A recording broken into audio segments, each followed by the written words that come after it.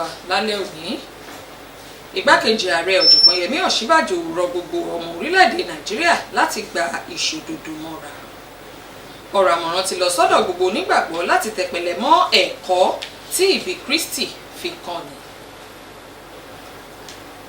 Ẹ̀kálẹ́ àkú ìsinmi òní àsìkò pọ̀pọ̀ ṣíṣe ọdún kérésì ẹ̀mí wa yóò ṣe ọ̀pọ̀ rẹ̀. Ẹ̀kúnrẹ́rẹ́ ìròyìn la máa fún yín láti iléeṣẹ́ tẹlifíṣàn ìjọba àpapọ̀ tó fìdí kalẹ̀ sílùú Ìjẹ̀bú Òde. Bùnmi òní ní orúkọ tèmi ẹ̀wá nǹkan fìdílé láti gbádùn ìròyìn náà dọ́gba. Igbákejì ààrẹ ọ̀jọ̀gbọ́n Yẹmí Ọ̀ṣínbàjò ti ké sí gbogbo ọmọ orílẹ̀-èdè Nàìjíríà láti gba ẹ̀bùn ìṣòdodo láàyè kí wọ́n sì ní àfojúsùn fún àkókò ayọ̀. Ó pe ìpè yìí lákòókò ìfọ̀rọ̀wérọ̀ kan pẹ̀lú àwọn akọ̀ròyìn ní kété lẹ́yìn ìsìn kérésì nílé ìjọsìn olú ilé ìjọba àpapọ̀, gẹ́gẹ́ bó ti rán gbogbo ọmọ ilẹ̀ yìí létí wípé Ọlọ́run wà pẹ̀lú wa láìwo ẹ̀yà yòówù tí a lè jẹ́.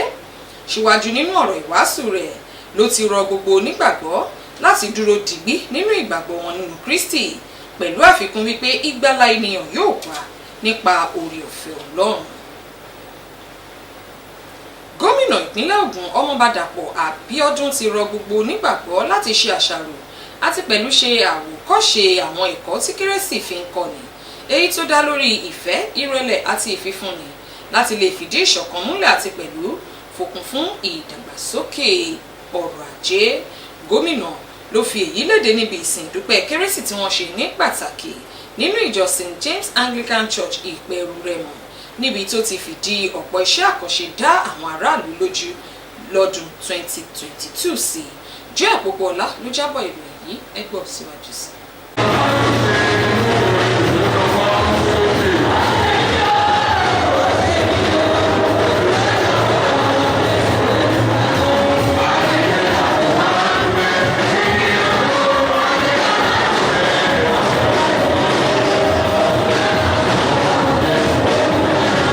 Ayọ̀ àjọyọ̀ ọdún kérésì ló sì wà níta gẹ́gẹ́ bí gómìnà ìpínlẹ̀ Ògùn Ọmọọba Dàpọ̀ Abíọ́dún àti àwọn ọmọ ìgbìmọ̀ ìpàṣẹ ìpínlẹ̀ Ògùn ti darapọ̀ mọ́ àwọn onígbàgbọ́ ní ìjọ St. James Anglican Church Ìpẹ̀rù Rẹ́mọ nínú ìsìn ìdúpẹ́ pàtàkì.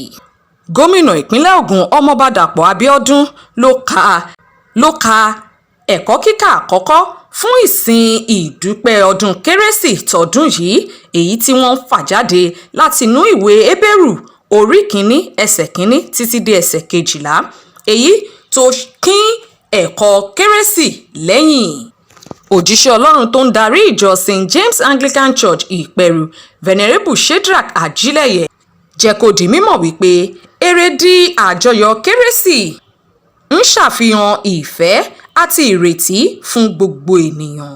Venerable Ajílẹ̀yẹ tẹnumọ́ ìdí tí gbogbo onígbàgbọ́, pàápàá jùlọ àwọn adarí orílẹ̀-èdè yìí, fi ní láti ṣe àwòkọ́ṣe àwọn ẹ̀kọ́ tí kérésì fi ń kọ́ni nípa jíjáwọ́ kúrò nínú àwọn ìṣe àti ìgbésẹ̀ èyí tó lè máa tàbùkù bá ìṣọ̀kan orílẹ̀-èdè yìí. Ìsìn náà, èyí tó jẹ́ ní ìbọ̀wọ̀ fún gbogbo ìfisípò dídènà ìlùgbàdì COVID-19, jẹ́ àǹfààní fún gómìnà ìpínlẹ̀ yìí Ọmọọba Dàpọ̀ Abíọ́dún láti fi mọ rírì àwọn ènìyàn ìpínlẹ̀ Ògùn fún ìtìlẹ́yìn wọn. Nínú ọ̀rọ̀ ìkíni kún ọdún rẹ̀, gómìnà Dàpọ̀ nígbà tó ń dúpẹ́ púpọ̀ lọ́wọ́ àwọn ènìyàn ìpínlẹ̀ Ògùn fún ìtìlẹ́yìn wọn tẹnumọ́ ìdí tí wọ́n fi ní láti fọn rere ìròyìn ayọ̀ kérésì fún gbogbo ènìyàn. Pàápàá jùlọ, ó rọ̀ wọ́n láti tẹ̀síwájú nínú fífi ìfẹ́ hàn àti láti ṣèrántí àwọn tó kù díẹ̀ káàtó fún láwùjọ. Gómìnà Dàpọ̀ Abíọ́dún tún lo àkókò yìí láti fi dá gbogbo ènìyàn ìpínlẹ̀ Ògùn lójú wípé mùdùnmúdùn ìjọba àwarawa yóò túbọ̀ délé dóko lọ́dún tó ń bọ̀. Láàárín ọdún méjì àti oṣù méje yìí, Ọlọ́run ti ràn wá lọ́wọ́. Gbogbo nǹkan tí a sọ pé a máa ṣe fún yín nígbà tá à ń campaign, gbogbo ẹ̀ láti ń gbé ṣe. Àá dẹ̀ máa ṣe bí a ṣe ń bá ìrìn àjò náà lọ. Ẹ̀yin náà tẹ́ bá ń wo ìgboro wò, ẹ rí i pé bí a ṣe ń ṣe títì, bẹ́ẹ̀ là ń ṣe iléèwé, bẹ́ẹ̀ là ń ṣe ilé ìwòsàn bẹ́ẹ̀ là ń kọ́lé káàkiri ilé olówó pọ́kú that we call affordable housing units. Gómìnà fi ẹ̀mí ìmoore rẹ̀ hàn sí Ọlọ́run nínú ìsìn ìdúpẹ́ pàtàkì.